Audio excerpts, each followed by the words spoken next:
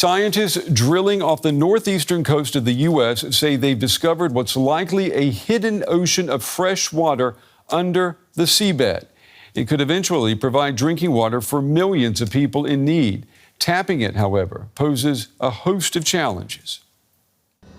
Under the sea, scientists have uncovered vast reserves of water far less salty than the surrounding Atlantic Ocean. The international expedition is the first of its kind. Using a lift boat normally reserved for oil rigs, the team drilled hundreds of meters into the seabed. The freshened water is starting at a much shallower depth than we had originally anticipated and ending deeper than we had originally anticipated, indicating that there's probably more freshened water here than we thought. Everything that we're drilling through rocks that are tens of millions of years old are still loose sediments like beach sand and clay that you would buy at a modeling store. And so why haven't these turned into rocks? This might be part of the fluid flow story that explains this freshened water system. Scientists are now trying to solve the mystery of its origins. Whether the water comes from glaciers, connected groundwater systems on land, or some combination of both. They're sending thousands of samples to labs worldwide to study the water's age, the organisms living in it, and how it became trapped beneath the ocean floor. We have to be really careful about trying to understand and think about exploiting these kinds of resources because we just don't understand enough about what the impacts of doing that would be to our main onshore supplies. If we were to start pumping, for instance, is it an isolated body? If it is, then once it's tapped and drained, then it's gone. Seawater is 140 times saltier than drinking water, which is in short supply. In just 5 years, the global demand for it is projected to exceed supplies by 40%. This hidden depository has huge potential, but tapping into it safely could be a major challenge, with an environmental impact we do not yet understand. Well, I'm joined now by Brandon Dugan. You saw him in that report. He's a professor of geophysics at the Colorado School of Mines and involved in the project Expedition 501 as co-chief scientist. Brandon, it's good to have you with us. I know you've said that it is important to find more water for society. Have you found the holy grail of fresh water? Well, thank you for having me this evening. It's a pleasure to join you and talk about this research. I don't know if we've necessarily found the holy grail, but what we found is a significant and potentially highly significant volume of fresh water off the coast of New England that might be able to provide hundreds of years of fresh water to the New England coast. Wow. Well, we did an in-depth study off the coast of New England of the United States this summer.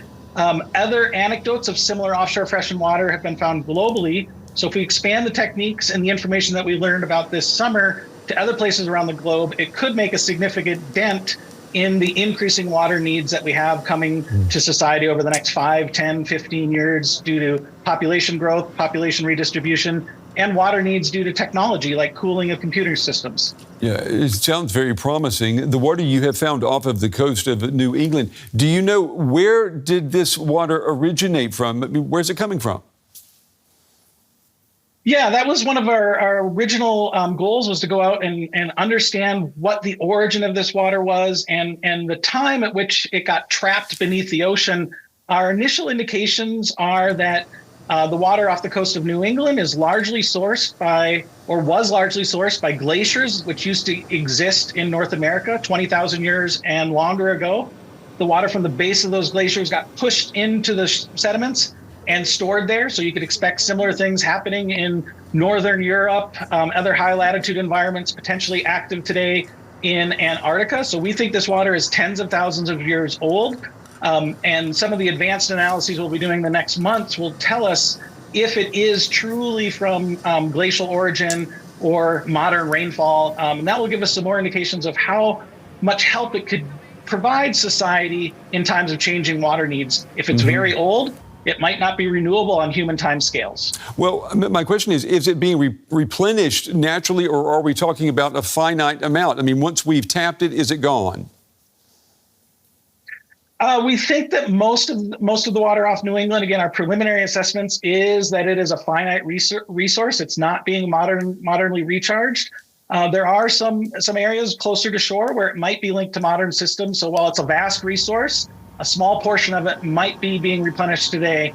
But I think most of it is a finite resource. But as we understand how it got there, we could also think about effective ways to produce it and know how much we could use without pulling in salt water and losing the resource altogether. How expensive is this going to be, tapping this fresh water? Do we know?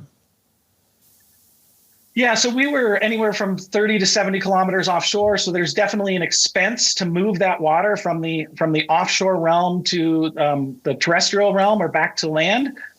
We were surrounded by wind farms, so some of those expenses could be offset by other renewable energy, where we're taking local energy produced by wind in the oceans and using it to pump it back to shore.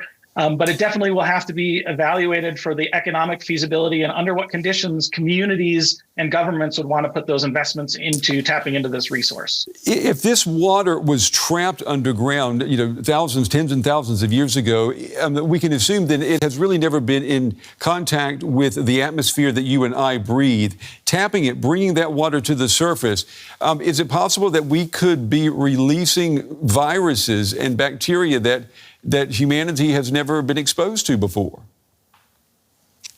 There's definitely microbiology that lives in this environment that we have not seen before and we've not experienced. So when we were doing our drilling this summer, we were using very safe practices of covering ourselves and making sure that the water was protected. If it ever gets used for a potential resource, it would have to be treated in a way just like normal drinking water is, to make sure that any potential pathogens or viruses are treated before they are used. We might have to think differently about what those pathogens and viruses might be. But the key thing here is we're finding water with low salinity, so we don't have to remove the salt, but we still would have to make it safe for drinking water if it were used. Well, it's still very promising for a world that needs more and more drinking water. Brandon Dugan, we appreciate you taking the time to talk with us. Good luck to you and your team. Thank you.